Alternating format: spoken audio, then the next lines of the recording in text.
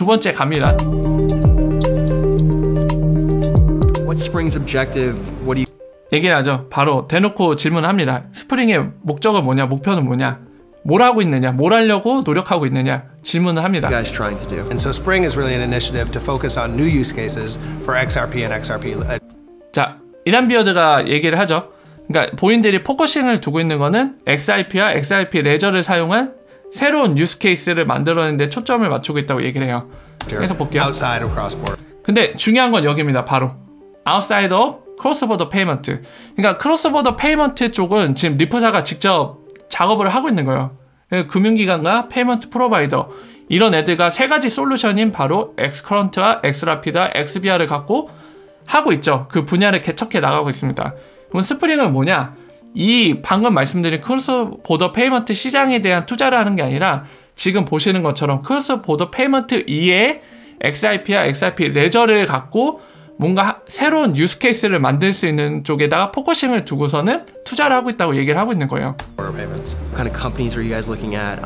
What's the future look like? So for Spring, we're focused on a couple of different things. As I mentioned, XRP payments. 자, 그러니까 이제 유스 케이스 중에 첫 번째로 중요하게 생각하는 XRP 페이먼트예요. 그럼 아까 옴니 건을 좀 다시 언급을 하면서 생각을 해보죠. 이 사람이 얘기를 해줬으니까 가장 중심적으로 두는 건 XRP 페이먼트입니다. 여러분들 아까 옴니 보셨죠? 아까 얘기했듯이 물건을 제공한 사람이 나중에 그 물건이 누군가한테 대여가 돼서 그 사람이 거기에 대한 대가를 지불하면 그 대가를 받은 옴니가 수익을 나눠 먹잖아요. 근데 최근에 추가한 게 뭐라고 했죠? 바로 XRP입니다. XRP로 그 대가를 받을 수 있도록 추가를 했어요. 그래서 지금 이것과 연결이 되죠. XRP 페이먼트잖아요, 이게. 그리고 여러분들 한 가지 더 떠올릴 수 있습니다. 또 뭐가 있죠? 바로 코일사. 코일사의 웹 모네타이제이션. 뭐죠? 그 어떤 블로그 글이라던가 또는 유튜브, 트위치의 그런 동영상 컨텐츠 프로바이더들, 컨텐츠 크리에이터들이 만든 영상을 볼 때 거기에 대해 돈으로 후원이 되는 구조잖아요. 근데 뭘로 되죠? 바로 XRP입니다. 그러니까 스프링은 현재 가장 중점을 두고 있는 게 뭐냐면 크로스보더 페이먼트 이외의 다른 분야에서 이제 새로운 XRP와 XRP 레저를 활용한 유스 케이스를 만드는 것에 투자를 할 생각인데 지금 예를 든 것처럼 옴니라던가 코일사처럼 XRP 갖다 페이먼트 하는 거 거기에 1차적으로 그리고 중요하다고 얘기하고 있어요. 중요한 것 중에 하나라고. 그래서 지금 이거 하고 있는 게 이 말과 같이 결합이 돼서 확인이 되죠. 그래서 쭉 이어서 더 볼게요. 더 얘기를 합니다. 몇 가지를. Is an important one. I think the other that we're spending some time digging into is looking at the tokenization of real world assets. 바로 이거. 지금 보시는 거. 중요한 거. 지금 그거 얘기하고 나서 또 다른 아더를 얘기하는데 뭐죠? 여러분들? 리얼 월드 에셋을 토크나이제이션 하는 거. 최근에 소식 하나 들렸죠? 그거 보면서 얘기를 해드릴게요. 실제로 이미 투자를 했어요. 지금 말한 거 투자를 진행을 했습니다. 어디 있을까요? 자, 그거를 보면서 얘기해야 되는데 어디 갔지? 제가 혹시 리트윗을 안 했나? 안 보이는 것 같죠? 왜? 안 했나 보네? 어허. 그럼 구글링을 할게요. 잠깐만. 리플, 코인베이스, 토큰 하면 나올 것 같아요. 나오네. 한 3일 정도 됐어요. 자, 보시는 게 바로 그와 관련된 기사입니다. 보면은 이게 회사 이름인가요? The Security Offering. 아니에요. 회사 이름이 아니에요. 여기 있다. 이 이름이네. 시큐리타이즈네. 시큐리타이즈. 네, 여기에 투자를 한 거죠. 그래서 이 회사는 뭐를 하는 거냐면 앞부분이 요겁니다. 디지털 시큐리티 오퍼링. 이거를 하는 회사래요. 그래서 아까 보시는 것처럼 리프사도 여기 이름을 올렸죠. 대열에. 그리고 코인베이스 벤처스. 예, 코인베이스 투자 전문 회사 같은데 여기도 같이 투자를 했죠. 예, 그게 기사가 떴습니다. 그래서 이거는 좀 설명을 드릴게요. 일단은 지금 이 회사 기사가 바로 이 사람 지금 얘기하는 요거예요. 토커나이제이션. 리얼월드 자산들을 토큰화 시키는 거. 예, 그거거든요. 거기에 투자를 한 게 바로 실제 케이스가 바로 지금 보시는 요 기사입니다. 그래서 뭐를 좀 말씀드리고 싶냐면 지금 리프사가 꿈꾸는 게 어느 정도 보여요. 지금 어떤 식으로 할 생각을 보이냐면은 일단 우리가 첫 번째로 구분해야 될 게 있습니다. 뭐냐면은 바로 유가증권에 대해 구분을 해야 돼요. 왜냐하면 이거 XRP 증권 이슈와 관련된 거기도 하기 때문에, 그리고 지금 말씀드린 그런 토커나이제이션 만드는 거는 결국에 SEC가 볼 거예요. 이게 뭐 증권인지 아닌지 이런 거에 대해 보고, 만약에 가이드라인 준수 안 했으면 또 때려받고, 그 스토리들이 펼쳐질 양상과 엮어질 양상과 굉장히 연관성이 깊기 때문에 잠깐 언급을 할게요. 그 전에 용어 정리부터 좀 해드려야 될 것 같아요. 최근에 그 유가증권 이슈가 계속 이제 크레이그 그 우리 정신 나간 양반, 그 양반이 자꾸 언급도 하고 있기 때문에 굉장히 이슈가 많이 되고 있잖아요. 유가증권 한동안 잠잠했다가. 그래서 유가증권의 정의부터 좀 정리를 드릴게요. ICO 얘기 많이 들으시죠? 이거 뭐 이니셜 코인 오퍼링의 약자인데, 여러분들 흔히 아시는 그 개념입니다. 그러니까 초기에 이제 본인들이 만든 그 코인이라는 존재들을 초기 판매를 하는 거죠. 본인들 투자금을 확보하기 위해서. 근데 이거를 뭐와 연관 지어서 봐야 되냐면은 1번이라고 쓸 필요도 없네. STO. 이거는 시큐리티스인가? 헷갈리네요. 이건지 아니면 이건지 모르겠는데 뭐 약자가 중요한 건 아니까 토큰 오퍼링의 약자예요. 뭐냐면은 말 그대로 증권 토큰 오퍼링입니다. 뭐죠? 그냥 쉽게 얘기해서 우리 한글 기사로 뜨면은 그거 있잖아요. 증권형 토큰 그 얘기 많이 하죠. 근데 이거 바로 제가 증권형 토큰 하면은 여러분들 머릿속에 그거부터 떠오르실 거예요. 막 SEC, 유가증권, 주식 이런 쪽으로 떠오르실 텐데, 만약에 그렇게 일감적으로 떠오르시는 분들이 많이 계시다면은 좀 정리가 필요합니다. 왜 정리가 필요하냐면은 약간 달라요. 유가증권이라는 자체가 이꼴 주식이 아니에요. 혼이 우리한테 가까운 존재는 유가증권증에 가까운 존재는 주식이라, 뭐 시큐리티 유가증권이잖아요, 한국말로. 그러면 왠지 주식으로 이꼴되는 관계가 많이 성립이 될 텐데 사실과는 다릅니다. 유가증권 이꼴 주식은 아니고 유가증권 시큐리티라는 카테고리 아래에 주식이 있을 뿐이지 그거 말고 파생 상품도 있고 굉장히 많아요. 그래서 그 오해 부분부터 정리를 하고 아까 그 기사 내용을 좀 설명을 드릴게요. 용어 정의가 명확히 돼야지 설명드릴 때 오해가 없으시고 정확하게 좀 받아들이실 수 있기 때문에 용어부터 확실하게 좀 시간이 들더라도 정리를 하고 가겠습니다. 보면은 유가증권 안에는 그 기본적인 의미부터 좀 말씀드릴게요. 말 그대로 권리증명서예요, 이거는.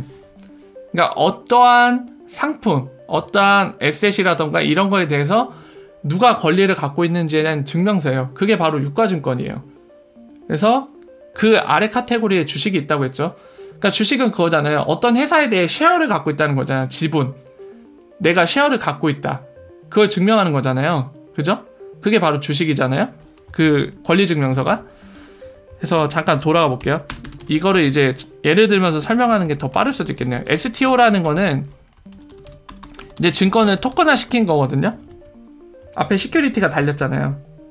예, 유가증권을 토큰화 시킨 건데 이 중에는 약간 쉐어의 개념, 아까 말씀드린 지분의 개념, 이거는 주식이라고 봐야 되죠. 이게 있고 약간 본드 개념, 채권 개념이 있고, 하나 또 뭐를 말씀드릴 수 있을까요? 펀드형이 있어요. 이 세 가지 정도를 예를 들 수 있을 것 같은데 간단히 설명드리고 이제 예를 들면서 좀 말씀을 드릴게요. 1번 같은 경우는 주식에 가까워요. 여기 적혀 있다시피 쉐어를 갖고 있다는 거는 이 토큰, 시큐리티 토큰을 발행한 회사의 지분을 내가 갖고 있는 거잖아요. 근데 잘 생각해 보세요. 주식을 그 종이 쪼가리 만들어서 판매를 하잖아요. 물론 이제 그 거래소나 주식을 살 때 실제로 그 종이 쪼가리 막 앞에 서로 얼굴을 마주대고 만나서 거래하는 건 아니고 어떤 전자상의 플랫폼 이용해서 거래를 하잖아요. 거래소, 증권거래소라던가. 그렇죠. 근데 실제로는 이제 뭐 그 페이퍼가 보증이 개념이 되는 거죠. 실제로 존재하는 것들, 뭐 도장 찍고 막 이런 것들. 아무튼 다시 돌아가서 말씀드리면 그런 거를 주식을 거래하는 것과 만약에 방금 설명드린 STO 중에서 쉐어의 개념을 갖는 마치 기존의 주식과 비슷한 이거를 한다고 하면은 둘이 차이가 없어요. 사실상 하나는 그냥 전자상으로 하는 것 뿐이고 암호화폐라는 그 상품을 두고 사실 그럴 거면 차라리 주식을 판매하는 게 나은데 이게 현실과 갭이 있기 때문에 이런 형태가 존재하는 거예요. 그러니까 보면은 스텔라 같은 것도 비영리 재단이잖아요. 그죠? 그리고 리프사 말고 회사 형태를 띠지 않은 것들이 대부분이죠. 리프사만 회사 형태를 띄었잖아요. 영리 기업으로. 예. 그러니까 본인들이 영리성을 띈 기업의 형태를 갖출 수가 없기 때문에 이런 식으로 했을 수도 있어요. 근데 지금 이 지분의 형태를 갖는 요 형태, STO, 요거는 SEC가 얘기를 하는 거죠. 이거는 우리들이 볼 때는 증권이기 때문에 우리 가이드라인을 명백히 지켜야 된다. 그 얘기를 맨날 하고 있는 거죠. 그죠? 그리고 두 번째 이제 본드인데 채권 형태인데 이거는 회사에 돈을 빌려주는 거죠. 사실상. 그러니까 회사에서 어떠한 가치, 이 정도의 가치를 갖고 있는 거 채권을 발행할 테니까 그만한 가치를 우리한테 돈을 빌려달라. 그 의미에 가깝잖아요. 그죠? 그리고 세 번째 마지막에 펀드형이 있을 수가 있죠. 예. 이 세 가지가 존재하는데 이거를 왜 설명드렸냐면은 아까 그 기사 때문이기도 하고 아까 말씀드린 XRP 증권 이슈가 많기 때문이에요. 첫 번째 XRP 관련돼서 이 분류를 정확히 설명드렸으니까 이 관점에서 말씀을 드릴게요. 지금 XRP가 이 셋 어디에도 껴있지가 않아요. 1번은 확실히 리프사가 선을 그어서 설명하고 있죠. XRP 갖는다고 리프사의 주식을 갖고 있는 게 아니다. 리프사는 주식 따로 있다.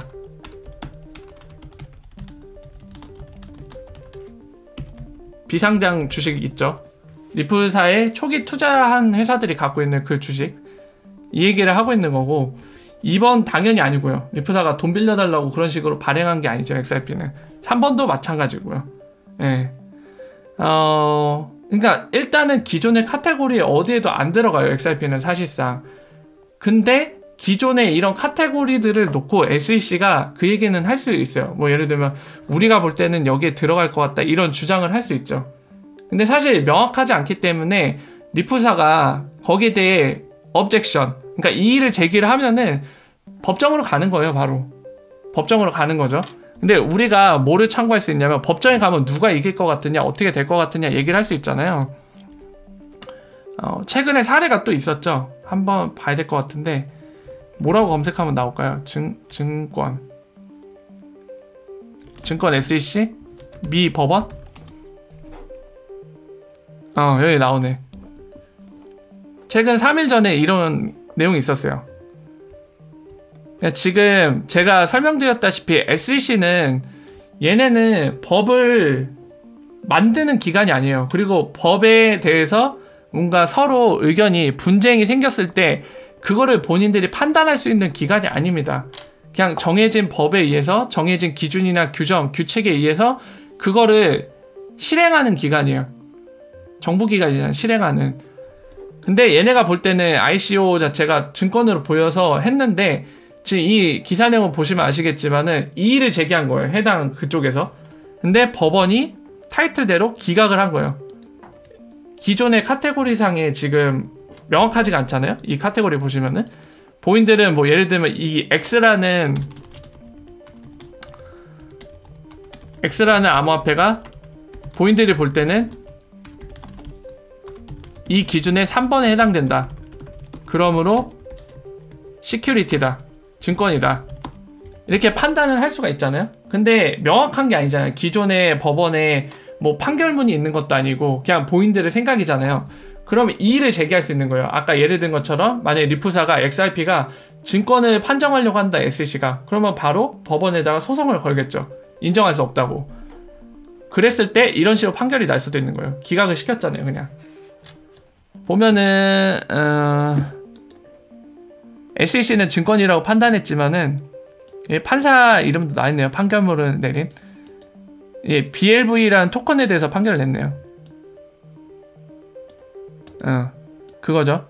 그러니까 그 토큰을 사면서 사용자들이 수익을 기대했는지. 그러니까 예를 들면은 펀드를 제가 자세히 설명 안 드렸는데 펀드가 그거거든요. 여러분들 그거 많이 보셨을 거예요. 거래소에서 무슨 거래 채굴이라고 표현하는 거 있잖아요. 또는 이자 주는 형태.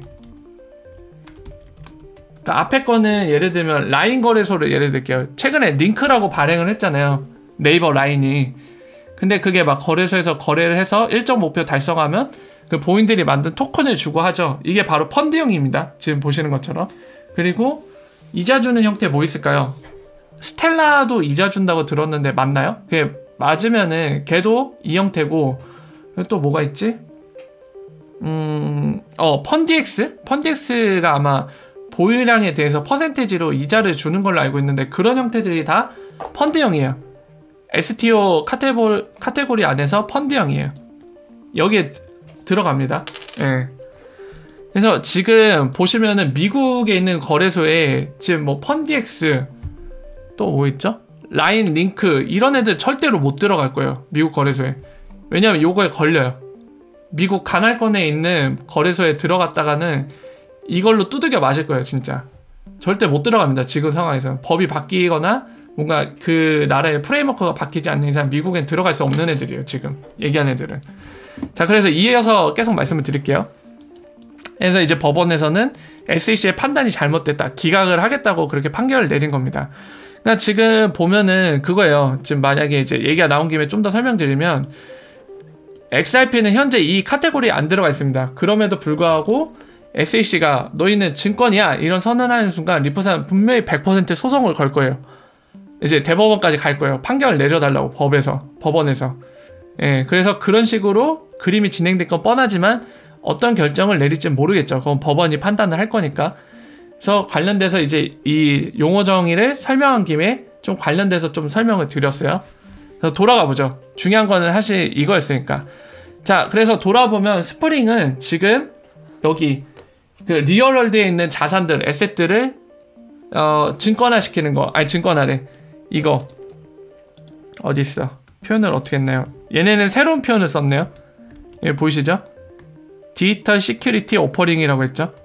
그러니까 아까는 STO 얘기를 했는데 얘는 D로 시작을 해요. 예, D로 시작을 하죠.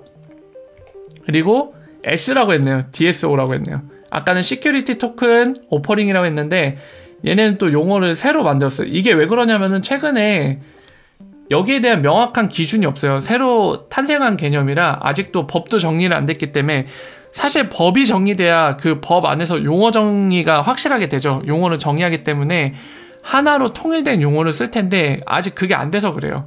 사실 이거 똑같이 보시면 돼요. DSO도 이 개념이에요, 사실. 그래서 이 회사, 시큐리타이즈 관련된 회사는 요거를 하겠다는 거죠. STO, DSO를 하겠다는 거죠. 뭐냐면은 아까 얘기했듯이 현실 세계에 있는 그 자산들을, 아까 말씀드린 것처럼 유가증권이 무슨 의미라고 했죠? 어떤 자산이나 어떤 상품에 대해 자기가 권리가 있다는 증명이에요. 근데 그거를 토큰화 시키겠다는 거예요. 토큰화. 그러니까 예를 들면 한 가지 예를 들게요. 여러 가지 경우가 있을 수 있는데 바로 블록체인 플랫폼 위에다가 올리는 거죠. 어떤 예가 있죠? 이거 말고 여러분들 기사로 많이 보셨겠지만 나스닥, 그러니까 주식 거래하는 주식 거래소들이 결국에는 막 블록체인 플랫폼으로 들어올 거다 이런 얘기 하잖아요.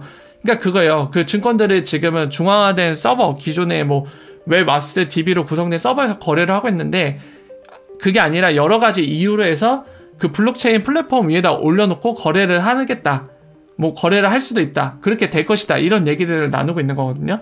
그러니까 지금은 뭐냐면 주식뿐만이 아니라 얘네는 그 유가증권으로 처리될 수 있는 모든 것들 있잖아. 파생 상품도 있고 여러 가지 있잖아요. 그러니까 그런 것들을 다 내년에 그거를 다 토큰화 시켜갖고 블록체인 위에다 올리겠다고 하는 회사예요. 이 회사는. 거기에 지금 리프사가 투자를 한 겁니다.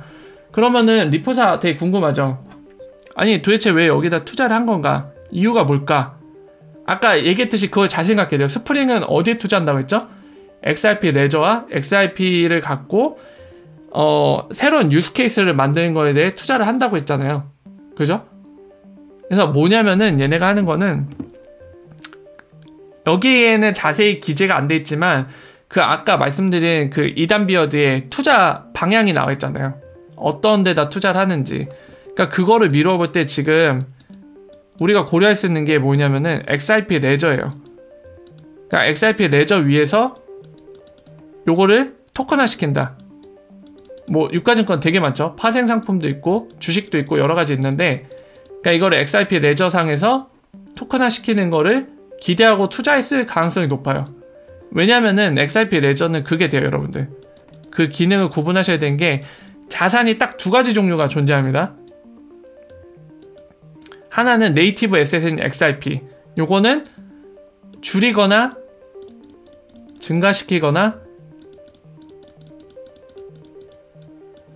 아무것도 못해요. 아니면은 뭐 신용 발행을 하거나 그 어느 것도 안 됩니다. 그냥 1000억 개 존재하는 거 그 자연 그 상태로 쭉 가는 거예요. 이 하나가 있고요. 그리고 또 다른 자산 형태가 있는데 바로 IOU. 이거는 뭐냐면은 약간 채권이라고 볼 수도 있는 거예요. 그러니까 어떤 주체들, 예를 들면 게이트웨이들 있죠. 게이트 허브라던가 아니면 뭐 비트 스탬프, 그러니까 리플 게이트웨이라고도 불리는 XRP 레저상에서 게이트웨이를 만든 애들은 IOU를 할 수 있어요. 예를 들면 내가 100달러짜리를 발행을 한다.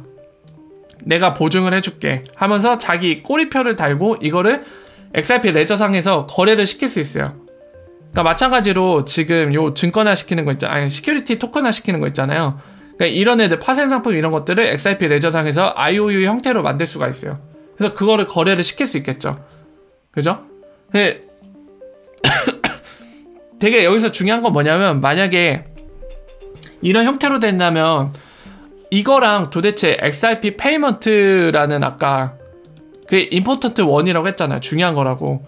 이거랑 도대체 무슨 상관이냐 이렇게 생각하실 수도 있는데, 재미난 거는 여러분들 IOU 형태로 발행을 된 게 XRP 레저상에서요.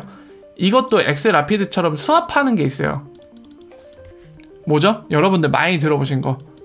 오토브릿지